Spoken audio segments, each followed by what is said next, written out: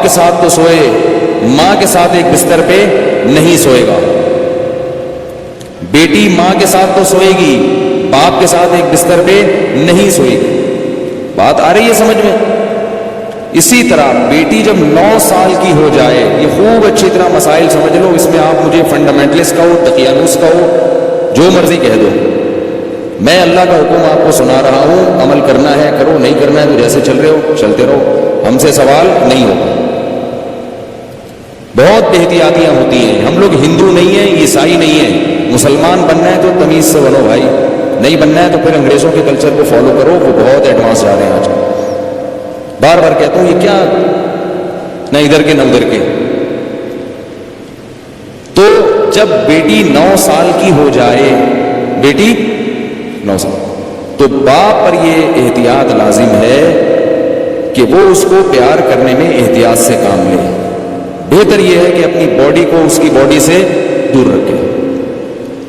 پیار کرنا ہو سر پہ ہاتھ رکھے، بیٹی سر پہ پیار کرے، گالوں پہ یا ہونٹ پہ پیار نہ کرے. 9 سال کی بچی احتیاط کرے اسے، یہ احتیاط کی عمر ہے. اور جب بالغ ہو جائے پھر تو ہرگز اس کی اجازت نہیں ہے.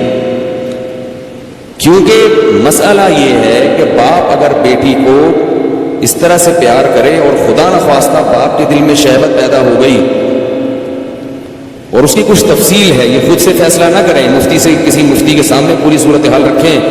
تو اگر یہ شہوت پیدا ہو جائے تو اس بیٹی کی ماں اس باپ پر ہمیشہ کے لیے حرام ہو جاتی ہے.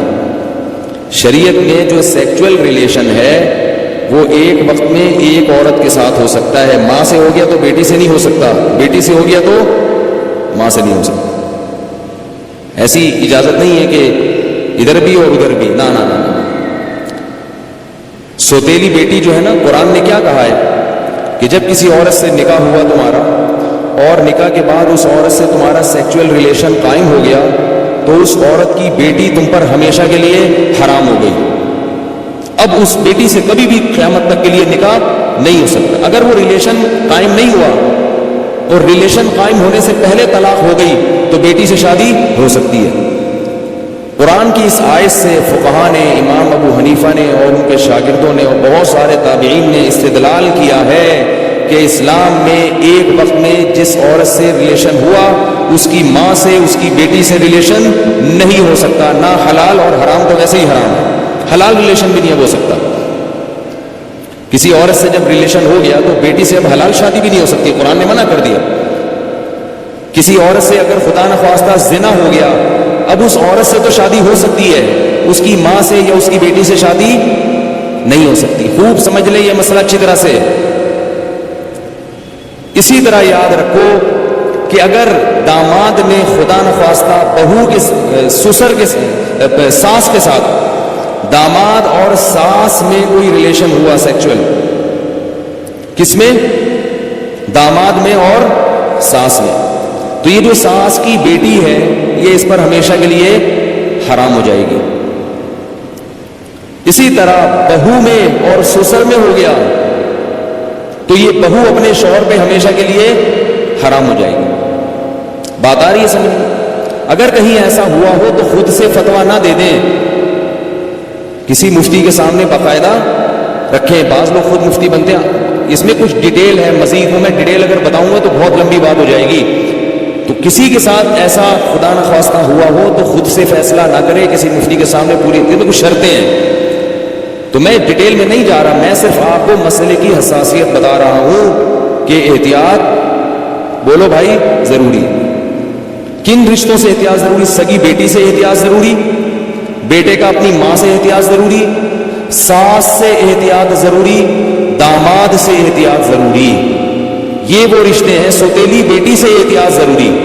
کسی عورت سے آپ نے شادی کی، اس کی بیٹی آپ کی محرم ہے، لیکن اگر اس سوتیلی بیٹی سے سیکچول ریلیشن ہو گیا تو وہ بیٹی تو حرام تھی، اس کی ماں بھی ہمیشہ کے لیے حرام ہو گئی. ایسے واقعات آتے ہیں. کسی خاتون سے نکاح کیا، اس کی بیٹی بھی ہے، اب بیٹی سے سر کی مالش کروا رہے ہیں، بیٹی سے پاؤں دبوا رہے ہیں. کیا بے شرمی ہے بھائی.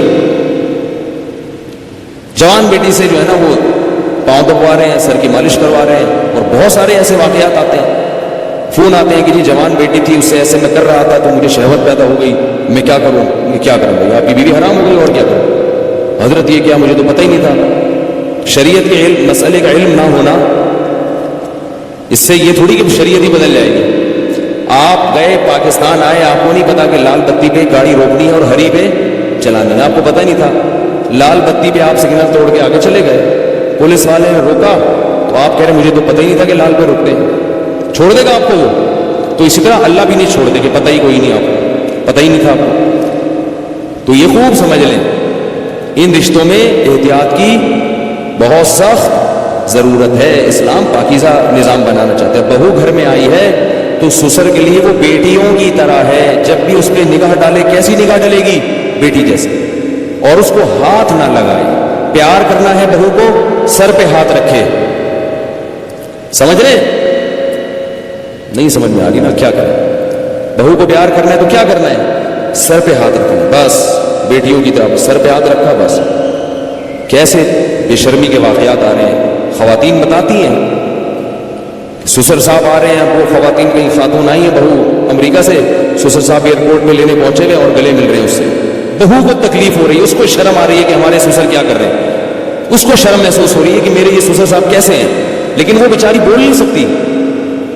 وہ بولے گی تو سسر کیا کہیں گے کہ مجھے باپ نہیں سمجھتی، مجھے باپ مجھ پہ شک کرتی ہے۔ کیوں بھائی؟ تو سسر کو مسئلہ سمجھا دیں۔ میں یہ نہیں کہہ رہا کہ وہ بیچارہ غلط ہوگا، ہو سکتا ہے وہ بیٹیوں ہی کی طرح گلے مل رہا ہو، اور ہر ایک کی سوچ غلط نہیں ہوتی، کسی سے بدگمان ہونے کی اجازت نہیں ہے۔ اصول ہیں بھائی، 100 آدمیوں میں سے ایک اگر غلط ہوگا تو اس ایک غلط کے شر سے بچانے کے لیے مزید 99 کو بھی منع کیا جائے گا۔ الحمدللہ ہمارے گھروں میں خیر غالب ہے، سسر بہو کو بیٹیاں کی طرح سمجھتے ہیں، بہویں سسر کو باپ کی طرح سمجھتی ہیں۔ ہمارے معاشرے میں ابھی شر کا عنصر کم ہے، خیر اس معاملے میں الحمدللہ غالب ہے، مگر یہ غالب ہی رہے تو اچھا ہے۔ اگر یہ بے احتیاطیاں ہوئی تو خیر کم ہو جائے گی اور شر غالب آ جائے گا۔ تو اچھے اور خاندانی لوگوں کے ہاں یہی ہوتا ہے کہ بہویں اپنے سسر کے سامنے ذرا لپٹ کے بیٹھتی ہیں، چادر وادر سر پہ لے کے بیٹھتی ہیں، ایک تقدس ہوتا ہے، ایک رشتہ ہوتا ہے۔ اسی طرح یاد رکھو، بہو کے لیے، سسر کے لیے یہ غلط ہے، جائز نہیں ہے کہ وہ بہو کے کمرے میں بغیر پرمیشن کے داخل ہو جائے۔ یہ بھی ہوتا ہے۔ سسر صاحب کیا کرتے ہیں، شادی ہوئی ہے، دروازہ کھول کے بہو کے کمرے میں گھس گئے، وہ بیچاری کس حال میں بیٹھی ہوئی ہے، کس حال میں لیٹی ہوئی ہے، اور اس کو غصہ آتا ہے تو کہتے ہیں میں باپ ہوں، میں بھی پرمیشن لے کے آؤں۔ تو حیا بھی کوئی چیز ہوتی ہے، تو جوان بیٹی کے کمرے میں باپ کو اس طرح نہیں گھسنا چاہیے۔ بیٹی کا بھی باپ سے کوئی حیا تو ہوتی ہے نا۔ تو اس لیے ان چیزوں میں احتیاط برتو۔ ہم کسی پہ الزام نہیں لگا رہے، کسی پہ شک نہیں کر رہے، یہ سارے کیسز ہو رہے ہیں۔ ایک صاحب کہتے ہیں کہ میرے والد صاحب نے میری بیوی کے لیے چوڑیاں لاتے ہیں تو میری بیوی کا ہاتھ پکڑ کے اس کے ہاتھ میں چوڑیاں ڈال رہے ہیں۔ وہ صاحب کہہ رہے ہیں مجھے اچھا نہیں لگ رہا کہ میرے ابا میری بیوی کے ساتھ ایسا کیوں کر رہے ہیں۔ اس کو غیرت آ رہی ہے بیٹے کو، یار یہ ابا کیا کر رہے ہیں، کہہ رہے لیکن ابا کو بولو تو ابا کیا کہیں گے، مجھ پہ شک کر رہے ہیں، مجھ پہ شک کرتے ہو، میں کوئی برا آدمی ہوں، میں کوئی ایسا ہوں۔